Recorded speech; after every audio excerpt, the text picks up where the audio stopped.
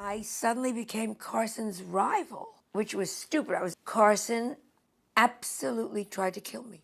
Entertainment world shaken. A notorious figure has just been spotted at Johnny Carson's funeral, officially exposing the forbidden relationship and lies of the king of television. And he never spoke to me again, ever. I would, now, dissolve. Was this belated revenge or a conspiracy to profit from the death of a great icon? This defiant presence is causing a public uproar and plunging the Carson family into a storm of fierce criticism. I was fired from Fox. My husband committed suicide. I was out of work. I was broke. He still wouldn't talk to me. This is truly a shocking tragedy that continues to this day, shattering the decent image he had built throughout his life. Here are the details that have sent shivers down the world's spine, revealing the hidden truth. Carson was the most brilliant straight man ever, but mean son of a bitch. After officially ending his brilliant era on television in 1992, Johnny Carson chose a path completely opposite to his previous glamour. He retreated to his Point Dume mansion in Malibu, establishing a life of absolute seclusion with his fourth wife, Alexis Maas. For the next 13 years, the public rarely saw the late-night king at entertainment events or high society Hollywood parties. His living space was surrounded by solid walls and the tranquility of the ocean, where he spent most of his time reading, sailing, and maintaining a particular routine. Carson continued to contemplate comedy, quietly composing short jokes and faxing them to his close colleague David Letterman for use in broadcasts of the time. This anonymous connection was the only thread keeping him connected to the entertainment world, where he once reigned as an untouchable icon. Nevertheless, the peaceful years in Malibu were soon overshadowed by the rapid physical decline of the former famous host. His heavy smoking habits spanning decades led to severe emphysema, gradually destroying his lung function. In the final stages of his life, Carson's body was emaciated, and he had to be kept alive by being attached to oxygen tanks in the enclosed space of his mansion. All information about his health was carefully kept secret by his family and medical team to avoid media scrutiny. Johnny Carson died on Sunday at the age of 79. His nephew tells CNN he passed away early Sunday from emphysema.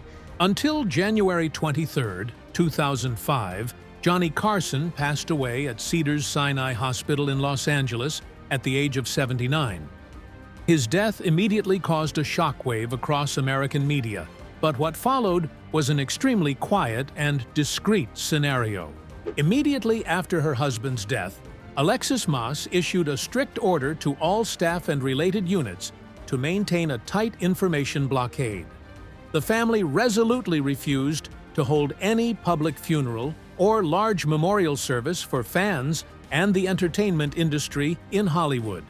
The complete disappearance of a name that once attracted tens of millions of viewers every night created a suffocating and intriguing atmosphere for the public at the time. Nevertheless, a week after Carson's death, a discreet tribute gathering was secretly held by his family on January 30, 2005, at the Spago restaurant in Beverly Hills. This venue, known for its opulence, was now surrounded by a heavy security system, and all entrances were sealed off. The guest list was extremely limited, including only about 30 people who were veterans and closest to the Carson family, such as David Letterman, Jay Leno, and Steve Martin. Among the most frequently mentioned names, his former protege, Joan Rivers, was conspicuously absent from the secluded setting of the Spago restaurant. He was a very cold man. He wasn't a bad man, he was just a very cold man. Data from reliable news reports shows that she received no invitation from his wife, Alexis Maas, and made no attempt to attend this private ceremony. Instead, her formal farewell to her late mentor was delivered publicly on national television during the Good Morning America program the week following that fateful event. Standing before the cameras with deep emotion, Joan Rivers frankly acknowledged the long-standing conflict between them, but affirmed he was the one who gave me my entire career. This statement serves as a truthful closing to a bitter and realistic story in American television history. Johnny Carson's absolute silence in his final hours and the regretful reaction from his former student raise a major question about the origins of these deep rifts. Those who witnessed the tribute ceremony at Spago understood that to achieve such ultimate power and extreme coldness, the late-night king had embarked on a long journey to establish his own empire.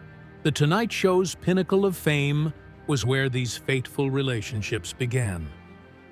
The dawn of the empire. The biggest power shift in American television history was marked by a historic milestone on October 1, 1962. Johnny Carson officially entered the NBC studios to take over the hosting of The Tonight Show from his predecessor, Jack Paar.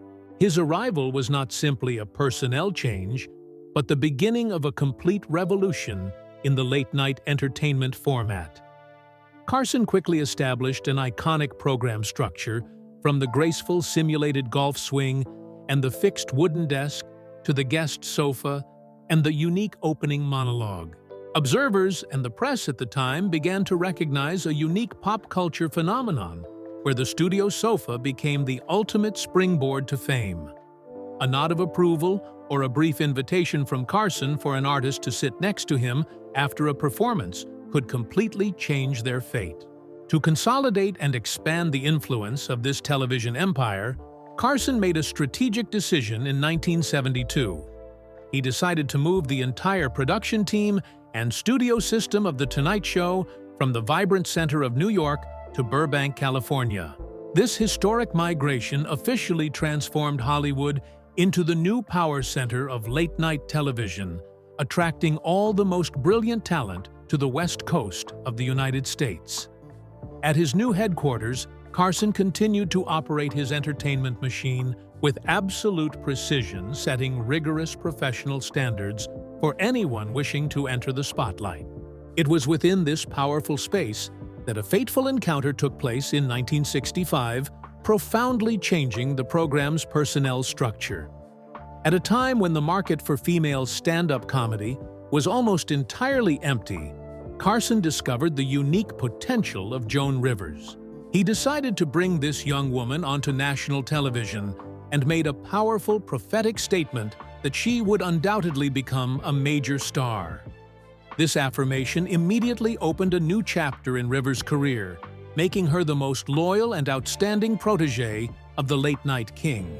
For many years afterward, the image of the student appearing alongside the powerful teacher became a symbol of the prosperity and legacy of the late-night genre. Nevertheless, behind the dazzling applause and radiant smiles on television, the life of America's most powerful man was not a series of complete victories. The hidden aspects of his personal life remained a completely different world, where fame could not mask the stormy silences behind the smile. In stark contrast to his eloquence and ability to command the crowd in front of the camera, the real life of America's most powerful man on television was shrouded in profound loneliness. The media and those who worked with him noted that Johnny Carson in real life suffered from severe social anxiety. He almost never attended lavish Hollywood parties unless absolutely necessary, often choosing to withdraw from the crowds to find peace on his private yacht or in the secluded confines of his expensive mansions. Even his closest friends admitted that Carson's greatest defense mechanism after leaving the film set was silence and solitary drinks at night. His unparalleled fame prevented him from establishing normal connections with the world around him, turning him into a hermit in the heart of the film capital. This personal psychological instability directly impacted the already complex and draining emotional life of this late-night king. The actual timeline shows Carson went through 4 marriages with 4 different women, starting with his first wife, Jody Wolcott, then Joanne Copeland, Joanna Holland, and finally Alexis Maas. The major upheavals in these relationships not only caused emotional distress, but also escalated into shocking financial scandals, costing him tens of millions of dollars in divorce and property division costs as ruled by the court. Instead of trying to conceal his marital failures from the public, Carson chose to turn these pains and financial losses into self-deprecating jokes in the show's opening monologue. His open approach to personal scandals with laughter helped him maintain audience favor, but it also pushed family relationships to an irreparable fracture. No matter how high his son's fame and vast fortune became, this strict mother never offered him any praise or formal recognition. The coldness that lasted from childhood into adulthood created a deep emotional wound in Carson, leading him to make the cruel decision not to attend his mother's funeral. He chose to treat his mother with the same terrifying silence she had given him for years, a complete break with the painful memories of the past. Nevertheless, all the pain from his marriage or family estrangement paled in comparison to the greatest tragedy Carson had to endure in the summer of 1991. On June 21, 1991, his second son, Ricky Carson, a 39-year-old photographer, died in a horrific car accident while traveling to take photographs in the Cayucos region of California. This heartbreaking incident dealt a devastating blow to the already wounded psyche of the legendary host, forcing him to confront the pain of losing his son in front of the entire American public. In a rare and deeply moving moment in late-night television history, Carson couldn't hold back his tears as he live-streamed a photograph of Ricky's final sunset on national television to pay tribute to his ill-fated son. The image of the powerful man choking back tears before millions of viewers revealed the utter helplessness and bitterness of a father facing a cruel fate. This immense loss left an irreplaceable void in Carson's soul, completely altering his perception of the entertainment world and its ever-increasing pressures. The mental breakdown of the late-night king demanded that he focus all his remaining energy on defending his throne against the new upheavals of the times. Right in the hallowed halls of television, where he reigned supreme, another silent power struggle was underway, directly threatening the pride and legacy he had dedicated his life to building. The peak of power. The balance of power at NBC began to shift noticeably in 1983. After nearly 2 decades of establishing her talent, Joan Rivers was officially appointed by the network's leadership as the permanent guest host of The Tonight Show. This personnel decision immediately yielded outstanding commercial results, with episodes hosted by the female artist consistently achieving record-breaking viewership. Rivers' sharp, bold, and somewhat rebellious hosting style brought a breath of fresh air, enriching a program format already familiar to the American public. Nevertheless, the rapid rise of this outstanding protégé inadvertently created subtle pressure on Johnny Carson's dominant position, who had always considered the studio his own untouchable sanctuary.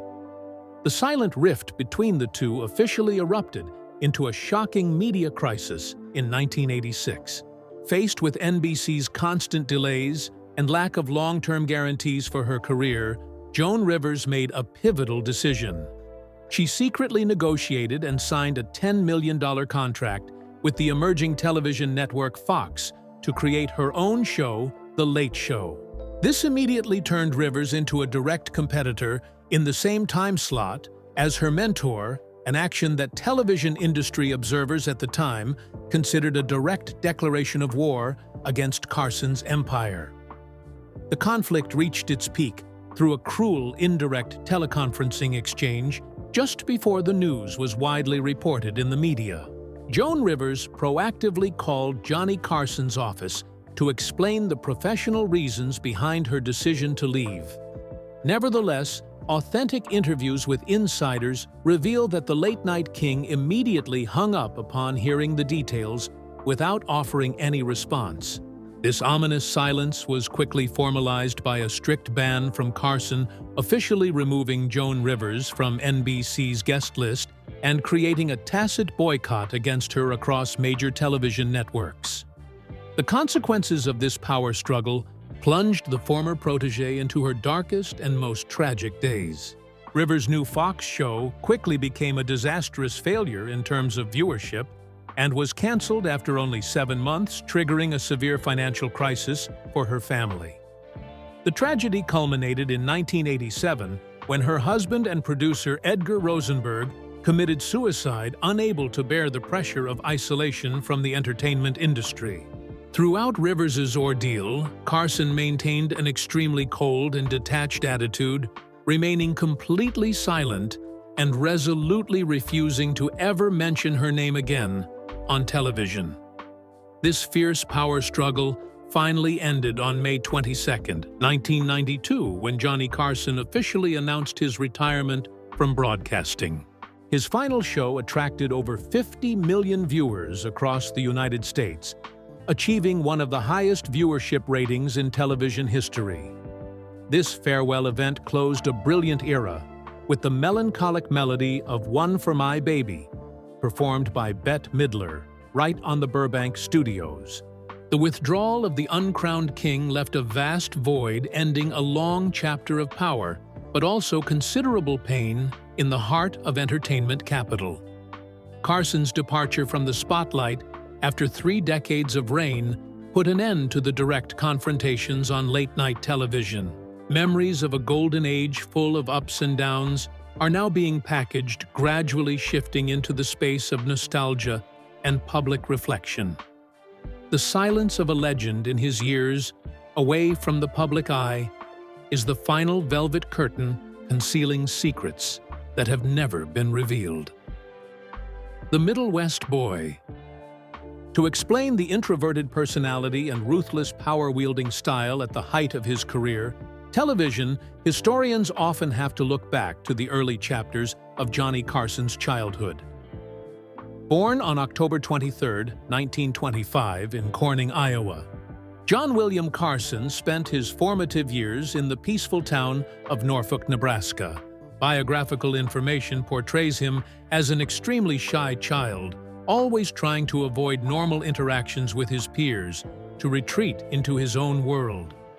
The major turning point came when Carson stumbled upon a book on card magic and decided to seriously practice under the stage name The Great Carsoni. Being behind props and playing cards was not just a hobby, but became a perfect psychological defense mechanism to help him seek attention from his extremely strict mother. Carson's sense of independence and survival skills in a high-pressure environment were further honed when he officially joined the United States Navy during World War II. There he was assigned to decipher secret messages, a job requiring intense concentration and absolute confidentiality on the deck of the USS Pennsylvania. His composure and keen mind for radio signals helped Carson excel in his military service during the most stressful moments of the war.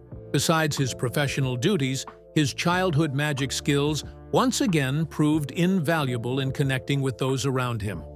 A particularly noteworthy event was Carson performing card tricks to entertain Secretary of the Navy, James Forrestal, an experience that helped him realize the power of mastering the audience's psychology. After leaving the military with invaluable practical experience, Carson began his journey to seek opportunities in the nascent media industry in his homeland. He took his first job at KFAB radio station in Omaha, where he tried his hand at writing scripts and hosting morning news broadcasts. His keen sense of current events quickly led Carson to be given the role of host for a local television program called The Squirrel's Nest.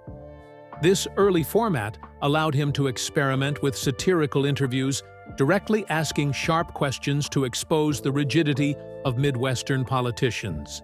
The positive reception from local audiences solidified Carson's belief in a career in performing arts, prompting him to decide to move to larger entertainment centers. The path to conquering major markets like Hollywood and New York was not easy for a young artist from an agricultural American background. Carson had to accept a behind-the-scenes writing position for The Red Skelton Show in 1954 to gain experience and build relationships. A great opportunity unexpectedly presented itself when lead star Red Skelton suffered a serious injury just before a live television broadcast. These arduous first steps from a shy boy in the Midwest to a national television mogul shaped his cool and precise work style. His difficult past and the strictness of his family taught Carson to cherish every moment in front of the public and protect his position at all costs. The television legacy he left behind was built not only on his innate talent, but also on a rigorous survival strategy honed from his early days in the entertainment industry. Lessons from the past formed the solid foundation for an immortal legend in the hearts of American audiences. From a boy with a magic box in remote Nebraska to a lonely king in a Malibu mansion, Johnny Carson's journey demonstrates that the brighter the glory, the deeper the darkness left behind. The profound silence in his final moments is the greatest mystery, a code that perhaps each of us will have our own interpretation. What do you think about Johnny Carson's choices and Joan Rivers's belated farewell? Please leave your comments below so we can discuss. If today's video has given you fresh and interesting perspectives on television history, don't forget to share this video with like-minded people and subscribe to the channel so you don't miss the next shocking behind-the-scenes stories. Thank you for your support. Goodbye, and see you again on our upcoming decoding journeys.